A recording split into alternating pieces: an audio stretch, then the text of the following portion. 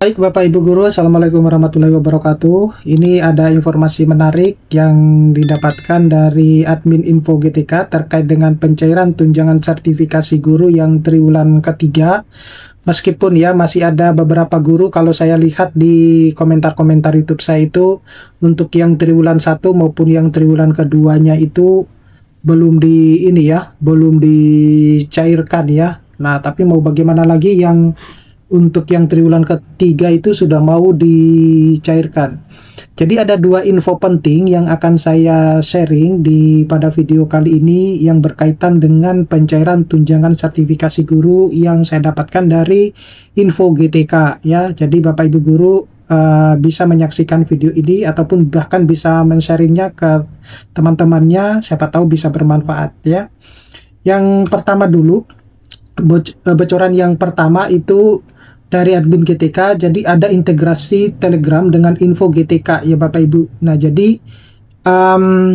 apakah Bapak Ibu mempunyai Telegram? Ya tentu ini sangat berguna ya kalau Bapak Ibu mempunyai Telegram, karena kedepannya itu bisa saja informasi-informasi yang berkaitan dengan pencairan tunjangan sertifikasi guru, baik yang triwulan 1 sampai triwulan keempat itu mungkin juga akan diinfokan melalui Telegram ya, karena Telegram salah satu sosial media yang cukup populer dan dia bisa menampung berita yang cukup banyak gitu ya.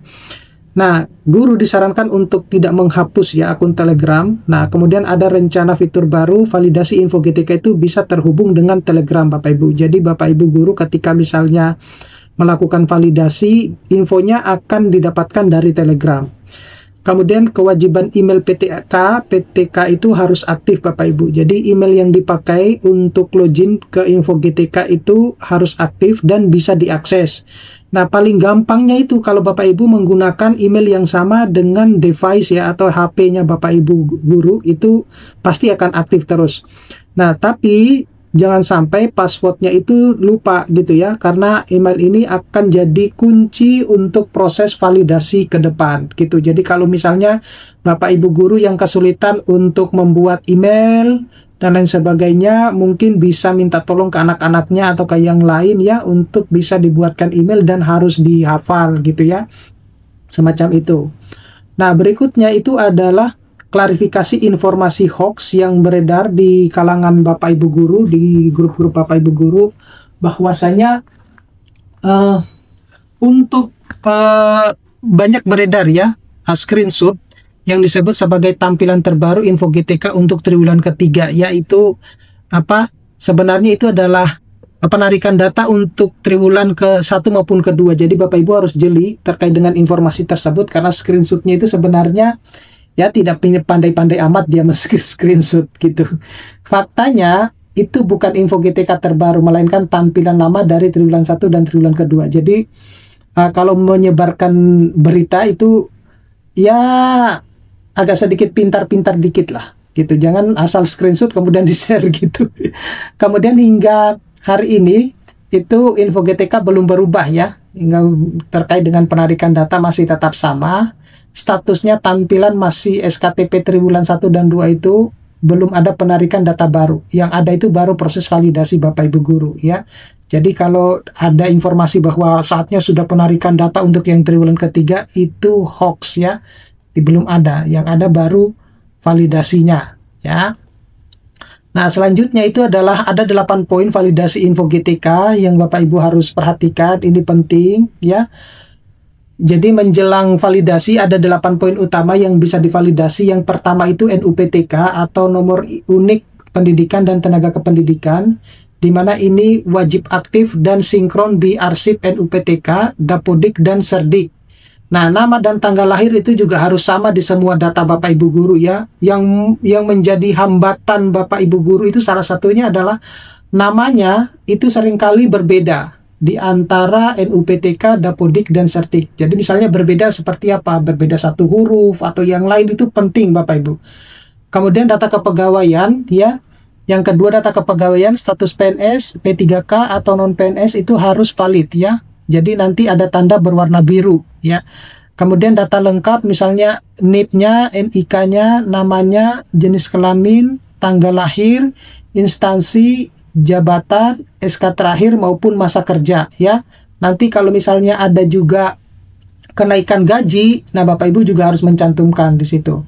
Kemudian ada data kelulusan sertifikasi, itu harus valid di Simton dan KSG ya. Saya kira kalau untuk sekali upload dia sudah akan tersimpan gitu ya untuk yang data kelulusan sertifikasi ini.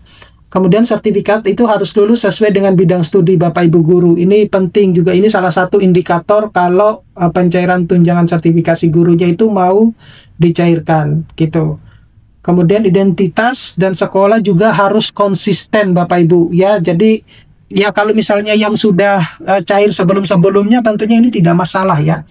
Kalau untuk kekonsistenan identitas dan sekolah.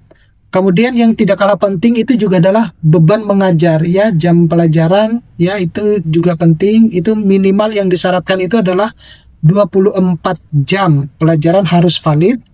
Kemudian beban tambahan misalnya wakil kepala sekolah, koordinator proyek profil Pancasila bisa menambah jam linear. Nah, jika ada guru yang kurang jam itu bisa dibagi ke guru yang lain Bapak Ibu guru ya, jangan serakah ngambil jam. Nah, di sisi yang lain juga ada tambahan tugas pokok yaitu menjadi guru wali yang yang diekuivalensikan setara dengan 2 jam pelajaran semacam itu. Jadi silakan Bapak Ibu guru untuk menghitung sendiri kira-kira sudah memenuhi 24 jam atau belum gitu ya. Nah, poin berikutnya itu adalah yang berkaitan dengan usia. Itu harus valid dan sinkron di arsip Dapodik serta Serdik gitu. Nah, kemudian ada keaktifan guru, status aktif di BKN untuk PNS atau P3K itu harus jelas Bapak Ibu guru ya.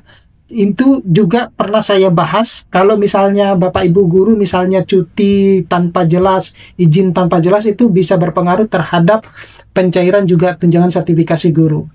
Nah, catatan masalah, tidak boleh ada catatan masalah yang belum diselesaikan.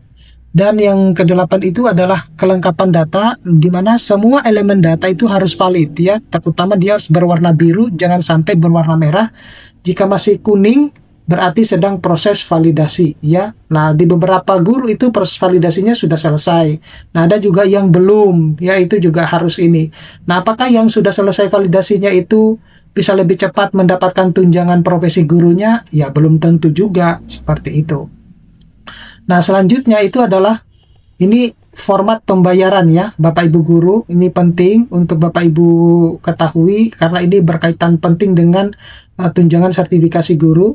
Jadi tidak termasuk yang divalidasi guru karena ini ranah pemerintah Bapak Ibu. Nah, skema pembayaran itu adalah non-ASN itu ditransfer langsung dari kementerian, sedangkan PNS maupun P3K itu ditransfer melalui pemerintah daerah ya, seperti itu.